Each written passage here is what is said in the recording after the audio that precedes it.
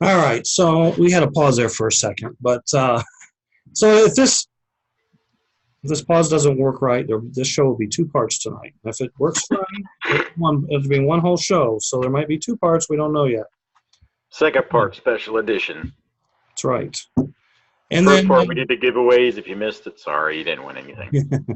and also I had to make mention of the Hueytown Mini Speedway. They're having like a big race. They're having flexi races, sportsman races, open wheel, and dirt late model. Open wheel and dirt late model both are $100 to win. There's two flexi races that pay $50 each to win, and the sportsman race pays $25 to win. And I assume that's in Hueytown, Alabama. But so Never been to Alabama. we mentioned it. So next weekend, September 7th, we have the Legends race at Plazer Raceway, South Bend, Indiana. Penn, Jersey is at the Race Place. Penn, Ohio is at Mark's Model World. Canton, Ohio. The weekend of the 14th, the Sano starts at Chicagoland Raceway. Florida Slot Car Series is at Fast Eddie's. OCC is at Elyria. East Coast Flexi Series is in action. NorCal GT Summer Series final race number 3 will be at Fun Time Raceway. And on September 11th, starts the USRA Wing Car Nats at PA Watson's down in Houston, Texas. The weekend of the 21st of September, we got BRS, Mark's Model World, Retro Summit, USCA, Rocky Mountain Retro Racing Association, Retro East. Mid-South is at Turn and Burn, according to Shane. And then F2000 is also that weekend at Alpha Raceway. And September 28th will be the FNRS race at Race-O-Rama, North Baltimore, Ohio. Dallas Slot Cars has Retro, and Gator Retro Racing Region is in action the last weekend of September. And Flexi Fest West 2020 out at Fast Tracks, home of the 2020 USRA Scale Nats. That'll be February 21st and 22nd. And speaking of Flexi Flats, we have the race coming up November 2nd. Sign-ups are still open. There is 25 guys now signed up. I mean, Shane, we're talking earlier, there's probably another at least 5 to 10 guys that will probably get in there yet, possibly more. So I think we'll be between 30 and 40 entries for that. And that is November 2nd at Mid-America Naperville. And let's go back up here. So we talked about that. So we have a giveaway. Mid-America wants us to give away one of their new soldering irons that they just released today. If you haven't been on Facebook, I guess you missed it, but it's things Yeah, like Facebook. what he needs to give away, as Walker would say, what he needs to give away is one of those new controllers. Yeah. So anyway, these new irons, I've had a sample for about 3 or 4 months now, and Is it Ron approved, Ron tested? they're pretty kick-ass. I mean, for a $39.95 soldering iron, I mean, it gets as hot as my 45-watt Unger, which I pretty much use all the time. Yeah, I mean, it works pretty well. I mean, I left it on for like 2 days, kind of forgot to plug it, and I went over and wiped it off, and it was just like brand new. So, and I think you go. you said the replacement tips are only like $16 for them, so that'll be a pretty serviceable item. So we're going to give away one right now, so I don't forget. And Shane knows that he won last weekend, or last week, not weekend. I'm going to cash in, I think, the week of the Flexi Flats when I'm there. I'm going to save him shipping and just say, hey. So our winner is William Fernan, who's a kind of a Facebook regular guy. So William Fernan, you are the winner of the Mid-America Soldering iron, you need to contact Roger at Mid-America Naperville, and he will gladly mail that out to you. So, and Walker is still got his GoFund going for Israel. What's he up to? What's Walker up to today? Yeah. I don't know. He never replied. So. No, I mean, as far as how much money has he raised? Oh, I don't know. I haven't paid attention, and I was hoping he could be on the show tonight and give us an update, but Gotcha. he's not here, so. Got it. Seemed like there was something.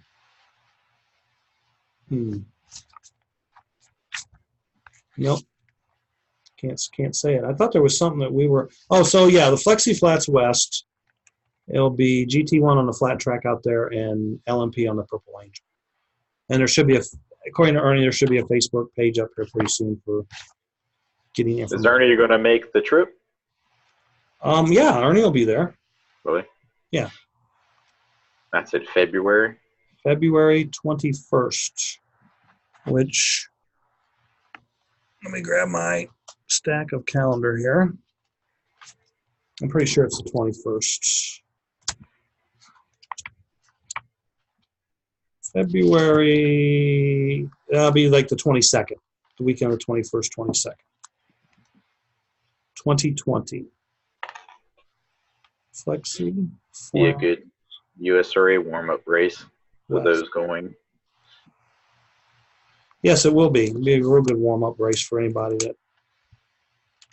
Because I think February is one of those two tracks. Is it OCC? It's going to be at Mark's Model World. OCC is at Mark's in February. Not that weekend, but. Gotcha. Maybe the weekend after. Well, yeah. Now that you got Sorry. Now that you got me going here. Yeah. I know you and Bobby are coming up to Mark's. Yeah, I'm going. Well, you know what? Flexi Flats and OCC is the same weekend. Gotcha. California or eat some of Mark's home food, home cooking. Yep. That's a tough let's one, put guys. it this way. Warm or cold? It don't matter to me. I'm just telling you. I'm just saying. Yeah. So. It's like I was talking to Bobby, and I told Bobby, I was like, what if it's snowing? And Bobby's like, well, we've drove. So me and Bobby have. Before? Huh? Driven in snow before? Yeah, Bobby's like, we've driven through snow, driven. Y'all know what I'm trying to say. Yeah. We did snow. When we went to Rogers for the Nats, we practically drove through a hurricane all the way up to almost Indianapolis because it rained the whole way. Right. So snow, rain, I'd say just about every weather condition there was, we have driven through. No sleep, little bit of sleep. I still remember the funniest thing was Joe Ligori. was like, yeah, I looked on Facebook. Y'all were like just leaving Chicago, and I wake up, and y'all are like in Virginia. He was like, wow, they went all night. He's like, yep. Yep. I think you said that too, didn't you, or something like that? You were like, yeah, I knew y'all were going to drive. I just remember you checking in, and 1 minute you're in Chicago, next minute it's like we're in North Carolina. Yep. Yeah. Needless to say, we will not be doing that again. Okay, so next week we're going to talk about. Next week is going to be a different kind of show, a different. We're spicing it up. Yeah, just something we never done before. So we're gonna. So I'm just going to show a couple of little tidbits. What the hell is that? Oh, that's what that is. Got it. Chassis. Yeah. What's left of a 32nd scale chassis? Were you not happy? No. And then the gold car. Gold car? Which car is that? Let's see the body. No, it's a Eurosport car. Is that the limo? No, this is the 24th. I'm saying, you know me, I don't. But we'll give the whole story about all this next week.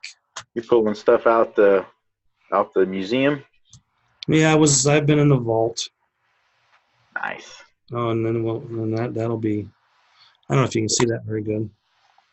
I like the color. Like that? What color is that? It looks like either a blue or purple. Purple. Purple? purple. Very nice. And then Are they still good? oh yeah. Yeah. And then there was that color, I like the purple. fluorescent green, yellow, whatever you want to call it.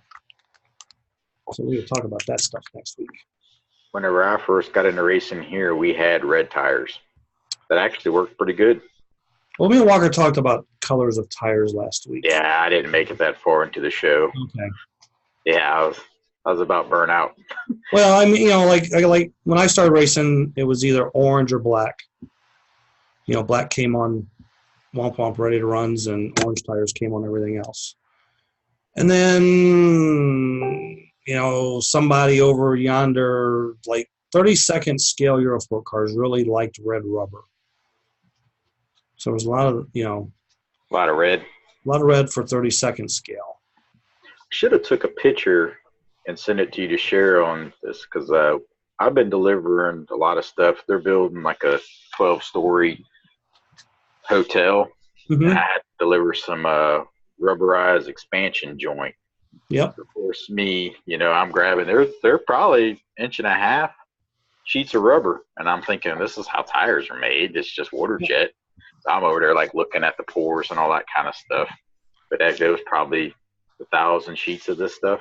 But well, so like when Rubitex poured the rubber, they poured it into like a kind of like a baking pan, okay, but yeah, they were buns. They were like 3 inches thick when they cured.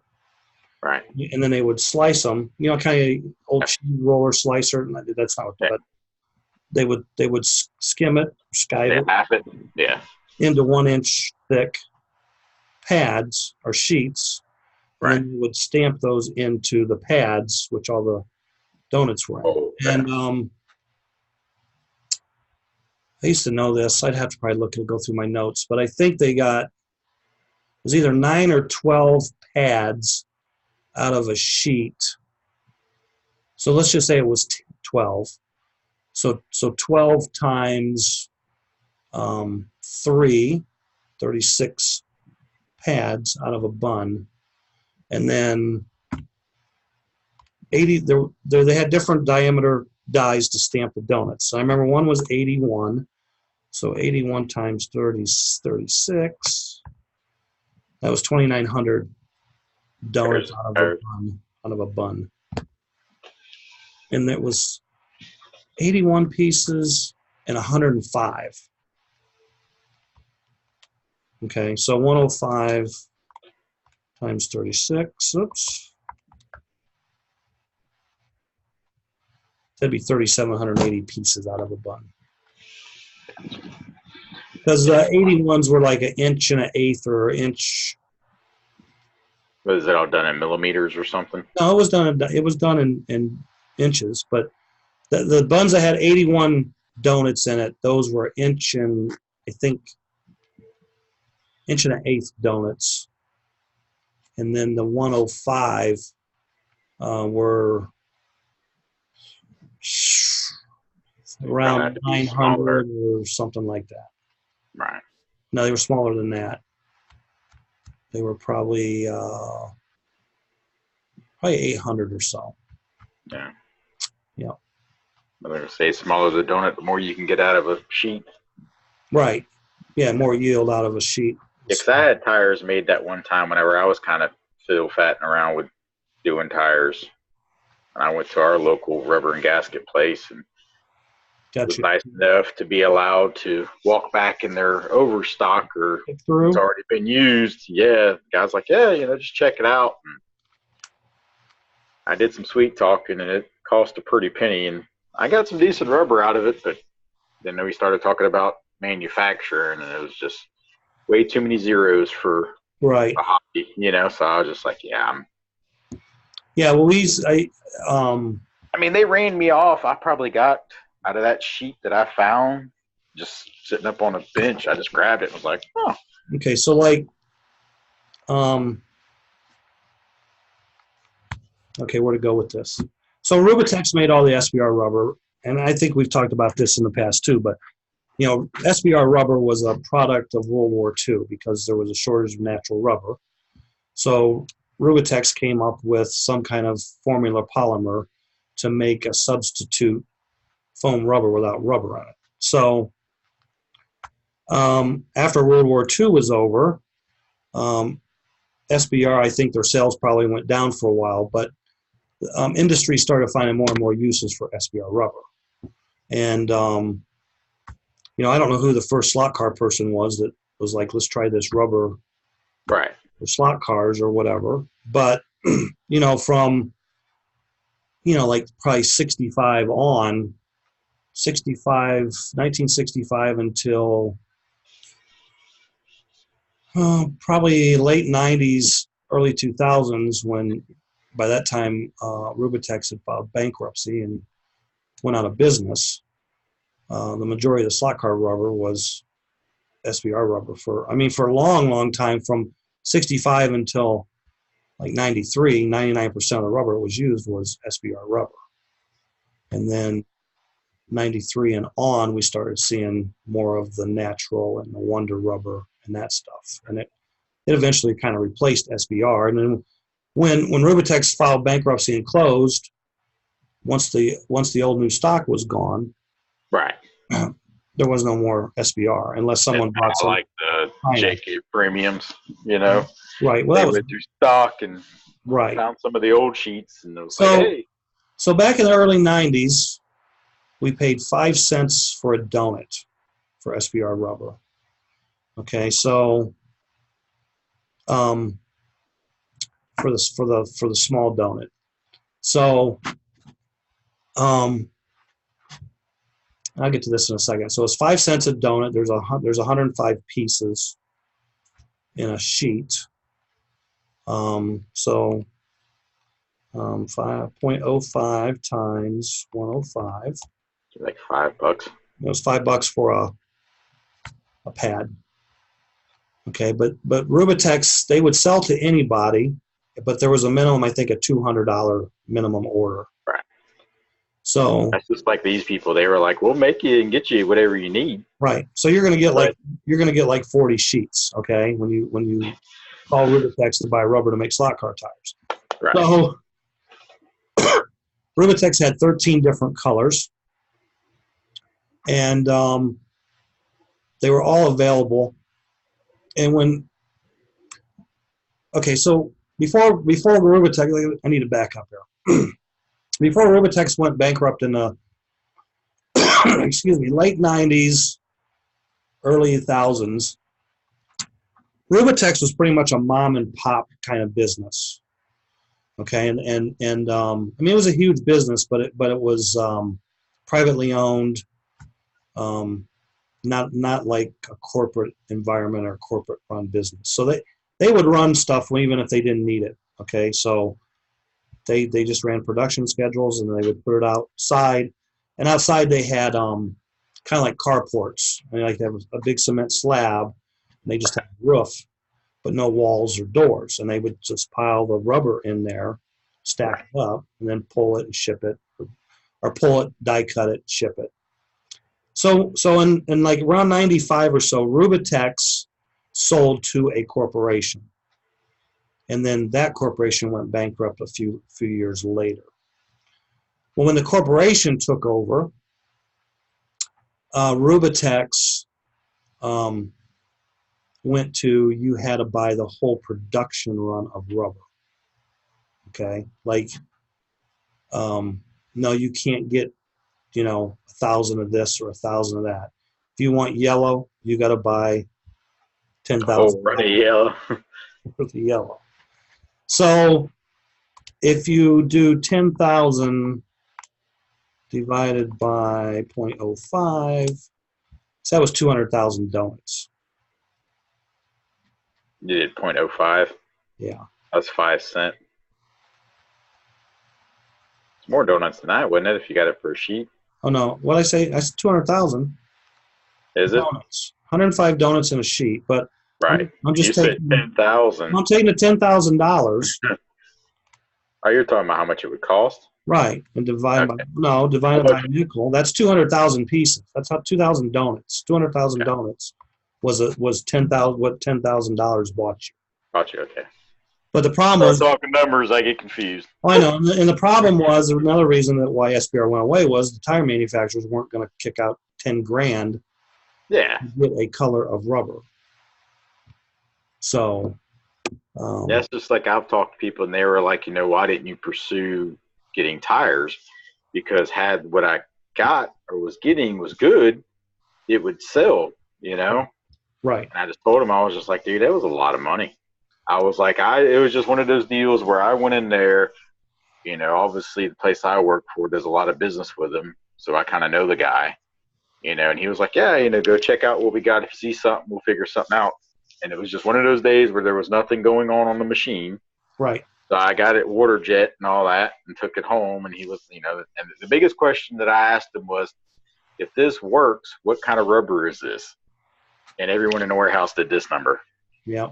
Because I was like, y'all don't know. And they're like, anything that's scrapped or left over, we kind of put here for odd jobs or whatever. The guy said it could have been sitting there for a week. It could have been sitting there for 10 years. That place has been in business for like 50 years, So. And so then like Jayco, who was a big RC tire company, then manufacturers started buying black rubber from black SBR from him because he'd buy it for the RCs. Right. He would then shave it into sheets and he would cut. So that's where everybody started getting their donuts from versus Rubitex, because you didn't have to buy $10,000 worth of rubber to get what you wanted. And Jayco, $10,000. Okay, so if the slot donuts like this, the RC donuts like this, right? For him to buy $10,000 worth of rubber was nothing, because that was only going to make, maybe 20,000 pair of RC tires versus 200,000 slot car tires. So then we started buying the SBR from Jayco. And then, like I said, when Rubitex then went bankrupt and closed their doors, then SBR was coming in from China. But by then, most of the ready-to-run companies had already switched and started just using natural rubber. Natural rubber. Yeah. Yep. A little bit of tire history. So, and nowadays, SBR. The thing another reason that SBR went away was because once the track had a buildup of natural rubber, the SBR rubber didn't work as good on it. So you were wasting your time trying to run SBR rubber. Slipping and sliding. And it was the same thing when you first started to try running Wonder Rubber and everybody was on SBR. It was difficult to get hooked up because there was not a rubber base on the track to hook up the natural or the Wonder Rubber tires, which had rubber in them. But when everybody was running that rubber, things were great. And been that way ever since. So, yep. So there's some history I wasn't really prepared to talk about, but we got it in there. Just right in there. And in the two tires I thought you just gave me the finger. Those were not standard Rubitex colors. That's funny. Yeah, when you held the tire up, I was like, why are you giving me the finger for? I didn't do anything. I'm just adjusted over here. These were custom colors. Is that Fast One's blue? Yeah, they had Fast One's blue, but the purple and this green or fluorescent yellow green, those you would have had to. This is back to mom and pop Rubitex. That was if you had them make that, you were taking the whole run at $10,000 per color. You couldn't mix it. That's why they're in the vault, special edition. No, I've got probably 20 pair of each or something like that. But so if you want to be a part of history. So Rubitex made us some samples and we tested them.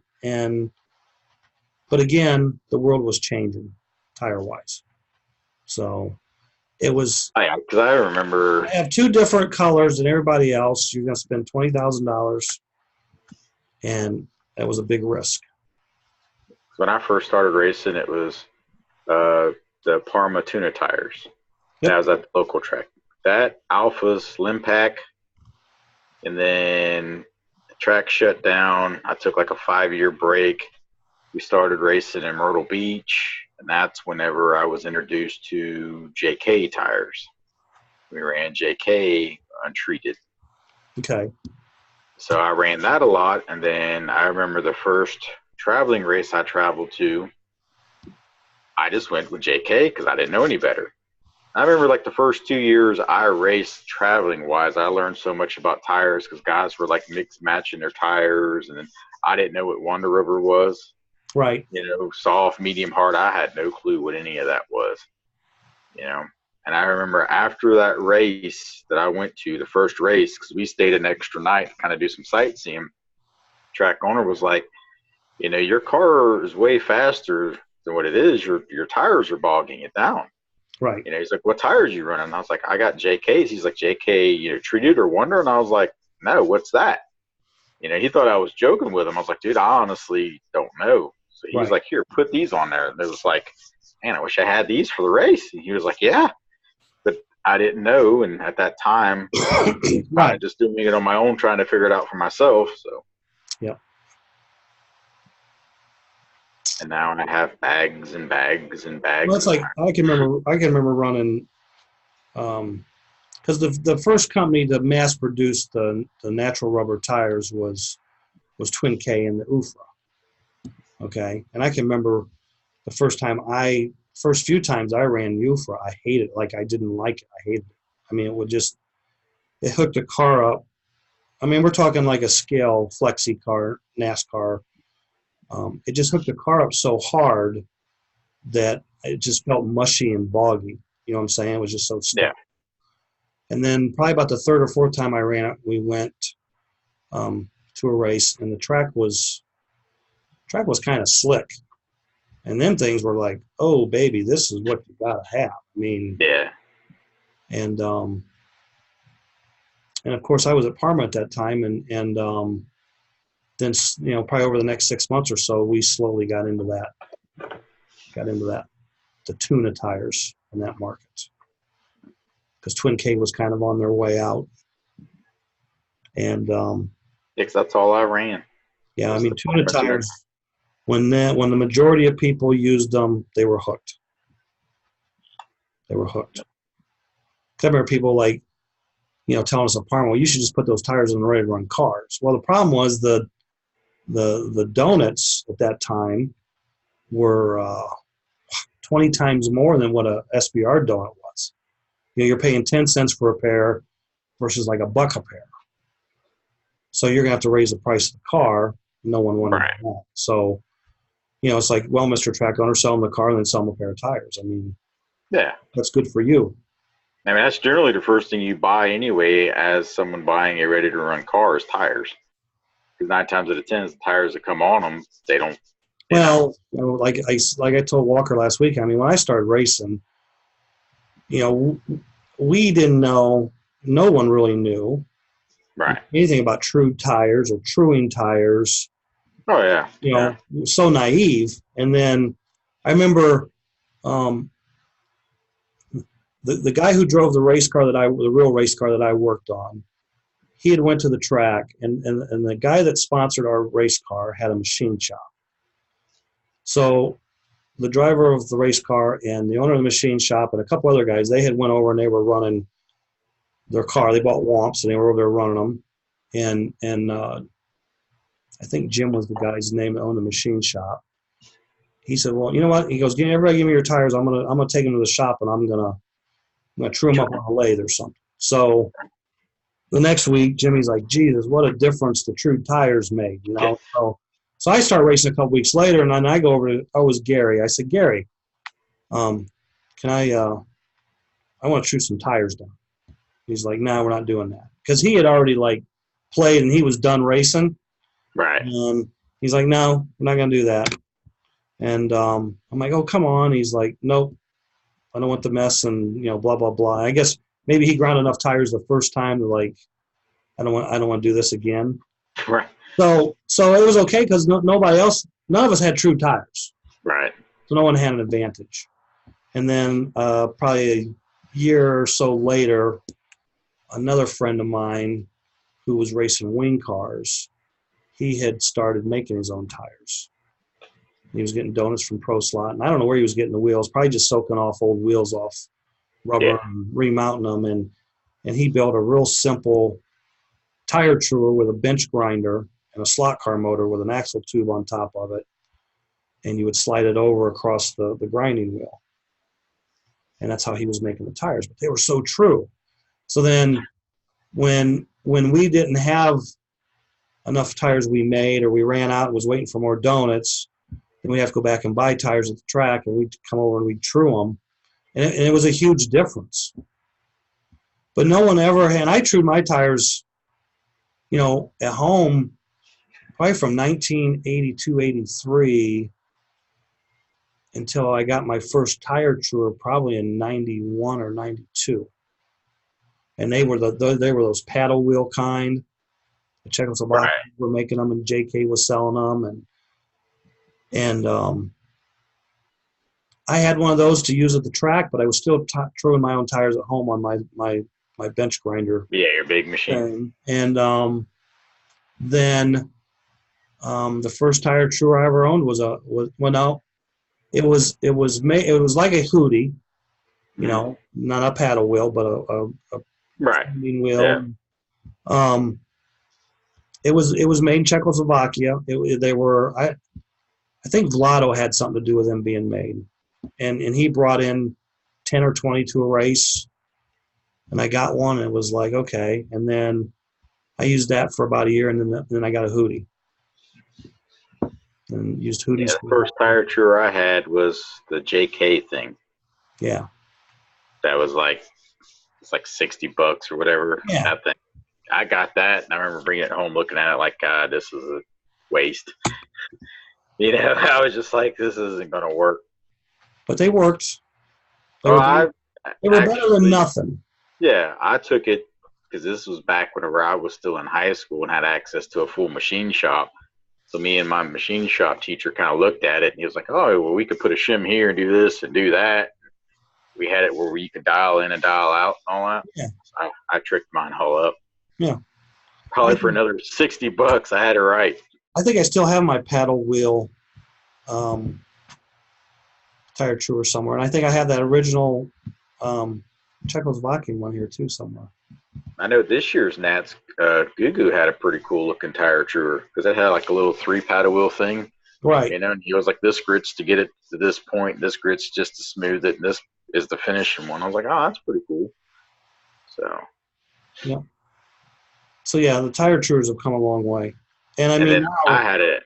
Now it's just a necessary tool. You gotta have it. I had the S&K for a while, and I ended up I actually just sold it and all because I was just like, I guess I'm just so used to my Huddy, just put the tire on there, and, you know what I mean? Yep. I got it dialed in and working pretty good, so it's just like, yeah, but then it's like the S&K is lighter. It's like, well, I don't really ever put any of my stuff on a plane because I always box it and ship it, 2 weeks before the race. So when I get on the plane with nothing, book bag with like 2 or 3 pairs of clothes, just so I don't have to deal with anything, That's what everyone was asking me, how do you get through the airport so quick? It's like, 'cause I travel light. Yeah, you carry all your stuff and you get in and right out. Yeah. My book bag, 3 pairs of clothes and a phone charger, and that's really about it. Everything else I ship. Right. So. All right. Well, that's all I got for this week. Got it. We gave away the soldering iron. Soldering iron. So we'll have more race reports next week, and should do our first time special episode. Yep. See how that turns out. I did a test. Labor Day weekend, so everyone should have a long weekend. Yep. 3 days. I may or may not be going to Darlington. I still haven't really made up my mind on that just yet. That's what you said earlier.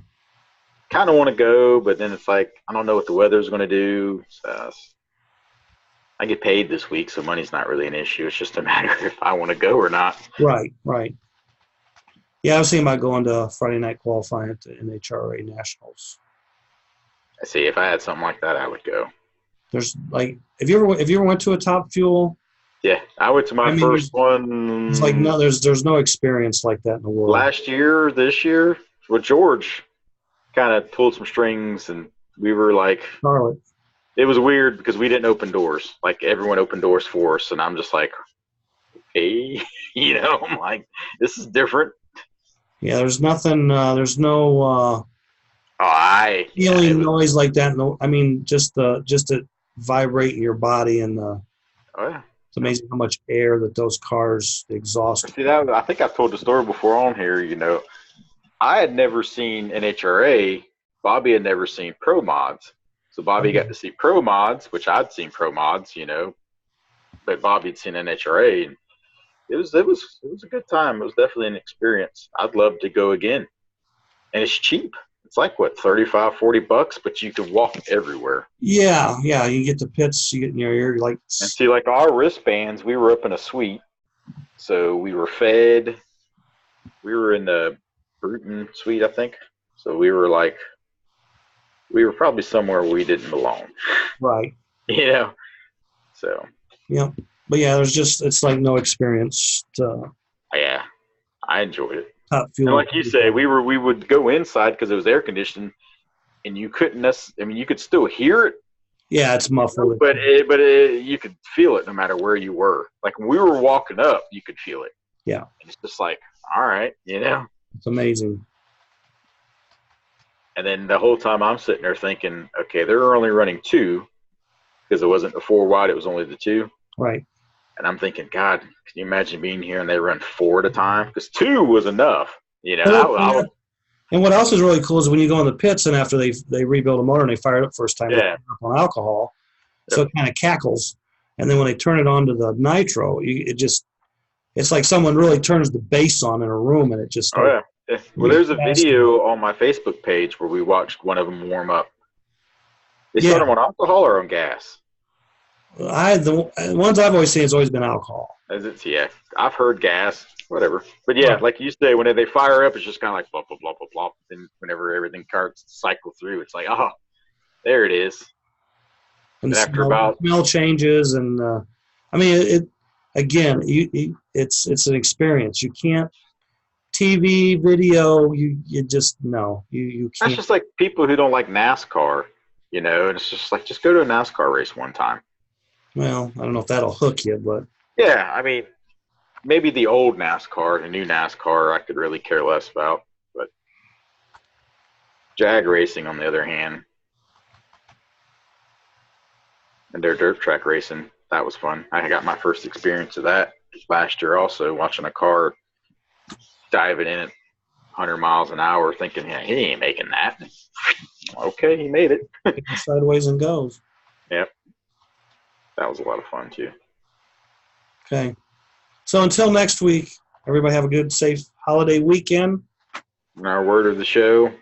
Oh, pick it. I have a word, but you have to say it because I can't remember. What was the tire company name that went bankrupt? Rubatex.